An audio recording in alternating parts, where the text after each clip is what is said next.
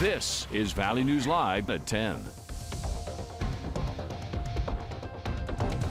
Good evening, everyone. We begin with continuing coverage on an idea proposed by a Fargo City leader. Tonight, the Fargo City Commission shot down a proposal to add 2 more City Commission seats. Commissioner John Strand has been championing this idea, but some commissioners say they aren't convinced this really needs to happen.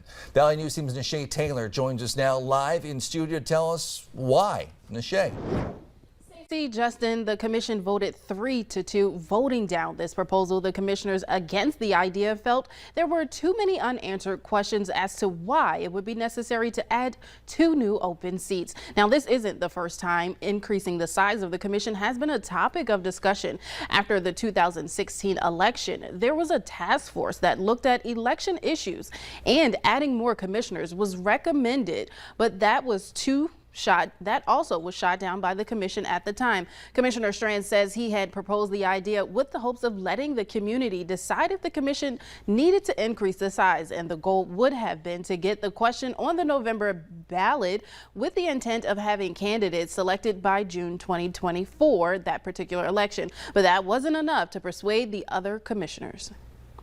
I'm not sure what the problem is we're trying to solve right now. What will be improved by 2 additional commissioners? What are the benefits? What is this going to cost? What are the additional costs? Because it isn't just the 2 salaries, it's also support staff. I don't find the public really greatly interested in this right now. We have very efficient community government. We have a good commission, it works well, we're efficient, we're expeditious, we have diversity. Now, Commissioner Kopech says the 3-month window to get the discussion on the November ballot was concerning, which contributed to her voting against the proposal. Stacey, Justin? Thanks, Nishay. The interest in people being commissioners is certainly there. And last month's North Dakota primary, a record number of people ran for Fargo City Commission, with 15 people vying for just 2 open seats. Also new tonight, the Fargo City Commission is considering making changes to a few city ordinances regarding noise, sidewalk performers, and food carts. City officials say the big issue is the noise at night. Now, the city is recommending limiting hours between 7 a.m. and 10 p.m. every day, including weekends. They also want to permanently remove permits required for street performers and refund those who already have the permits. We'll continue to follow this story for you right here on Valley News Live. All right, taking a look outside tonight, you see some clouds there. Nothing too threatening right now, but let's say there might be some rain in the forecast. First Alert Storm Team Chief Meteorologist Hutch Johnson is here with details. Hutch. Justin, you heard it from a bird, but yes, we overnight have shower chances, and actually we do have severe thunderstorms developing out in the western Dakotas. Moving along the international border, we have some thunderstorms. You can start to see the clouds making their way in, some high clouds. Before the storm, there's the Devil's Lake area from our home of economy view. Let's get right to the numbers. We're near 70 degrees for many locations, a little bit cooler in central Minnesota, a little bit warmer in central North Dakota. It's still near 80. Now, it was warmer out west today, and that's driving some severe storms. The only threat from these right now, besides the lightning, is very gusty winds as they make their way along Interstate 94, moving east-southeast. And here's the activity closer to us. Let's go to the severe storm first. Couple of storm reports of over 60-mile-per-hour gusts from these storms. They're moving at a wicked clip of about 50 miles per hour, and they've already raced into Glen Olem right now. You have this backward C shape with them, and that kind of is a result of those gusty winds burping out of the storms and pushing out ahead. Notice that we're not seeing a lot of pinks or really bright reds, with the radar returns here indicating that the hail risk is very low. Along the international border, heading to the northern reaches of Towner County here, not far from Rock Lake, a little thunder and lightning for Killarney, and that's heading off to the east at about 35 miles per hour with just a little bit of a northerly tint to it. So I'm not certain that we'll even see the showers and storms in Calvin yet, but we're going to watch them closely. The risk of severe here, low, and the risk overnight, low. Really just thunder showers in the forecast, and they most likely won't get to many of our areas until pretty late, closer to 4 to 6 a.m. and daybreak. That'll be our best chance of rain, with some rumbles of thunder as well. Some of us could see some significant rain amounts, over 1/2 of an inch, as we go through the early hours tomorrow. Grand Forks, pretty good chance of some morning showers and storms for you as well. We'll time and track all of that coming up here in just a few moments, and we will have a look ahead at the rest of that week here in a little bit. All right, sounds good. Thanks, Hutch. Now to a Valley News Live exclusive. A Hillsborough woman is speaking out after narrowly escaping from a man who police say held her at gunpoint and tried to abduct her. This all happened just after 7 Sunday morning at the subway in Hillsborough, just east of I-29. Now, the woman was able to escape, but she and the rest of the small town remain pretty shaken up. Halverson says she usually uses Sunday morning to get her sub shop ready for the week, but this time she noticed a strange vehicle circling the building, eventually stopping behind her building. She says she told the man the shop was closed for the day in case he was a customer. That's when he pulled out a gun and held it to her head. I didn't want to be shot, and then I didn't want to be put into that truck.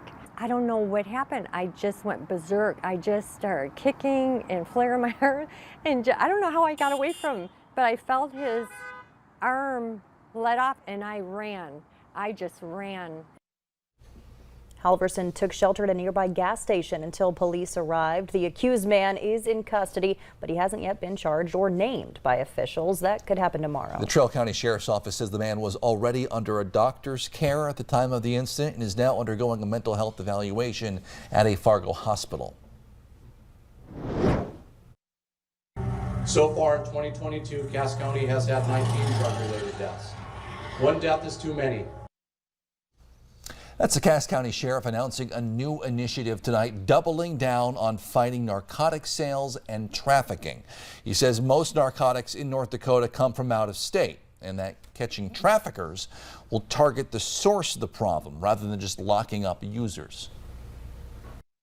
If you are a drug trafficker trafficking narcotics into Cass County, you can expect that my deputies are going to be out on these highways at different times doing criminal and drug interdiction. In other words, we will be taking enforcement efforts to intercept these narcotics and narcotic traffickers as they come into our county. Another arrest in Grand Forks comes after police say a man posted a picture of a stolen bicycle online for sale. Someone noticed that the ad was a photo of their bike that had been stolen. An officer then created a fake Facebook account to contact the man about that ad. The man was stopped by police after they connected him to another bike theft. Since the bike's value was more than $1,000, he was arrested for felony theft. Another search for the man who has been missing since fall of 2020 will take place this weekend. 56-year-old Steve Longy was last seen in Belcourt, North Dakota on the Turtle Mountain Reservation. A $5,000 reward was offered for information on his appearance, but his son told us last week they followed up on dozens of tips, and so far they have come up empty. The next search is planned for this Saturday, 8:30 in the morning, on the Minnesota Casino that's off of Highway 5 in Belcourt. It's National Drowning Prevention Day, and the World Health Organization has put out a few tips to make sure that spending time in the water doesn't become dangerous. Globally, children ages 1 to 4 are the most vulnerable to drowning. They're mobile, but often too small to get themselves back out of the water if they jump or fall in. However, WHO says adults can also be in danger, especially when alcohol is involved. They encourage people to respect boating rules and stay vigilant of everyone around them, regardless of their age. They also say it's a good idea to brush up on your CPR skills and always have a phone nearby to call 911. New tonight in the FM area, the FM ambulance service received a $200,000 grant for mental health and substance abuse services from the Department of Health and Human Services. Those funds will be available and used by the FM Ambulance and FM Ambulance Rural Emergency Medical Services Division. A Minnesota nurse is recovering after being hit by a car while stopping to help a person on a motorcycle. Esme Murphy has details. Amy Page is a nurse at Mercy Hospital, but last Friday she was the patient after she tried to help a motorcyclist who got hit by a car. I just remember seeing him fly up into the air. It was 6:30 a.m. at the very busy intersection of Highway 169 and Main Street in downtown Anoka. I went to go help, and that's the last thing I remember.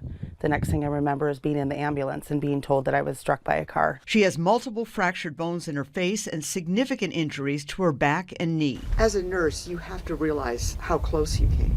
I do realize that it could have been way worse than it was. Daughter Emma is not surprised that mom stopped to help. I'm proud that she's my mom. I think that, you know, she would give anyone the shirt off of her back. When Amy was being treated here at Mercy Hospital, she had a very special visitor, the motorcyclist who was also being treated here for his injuries.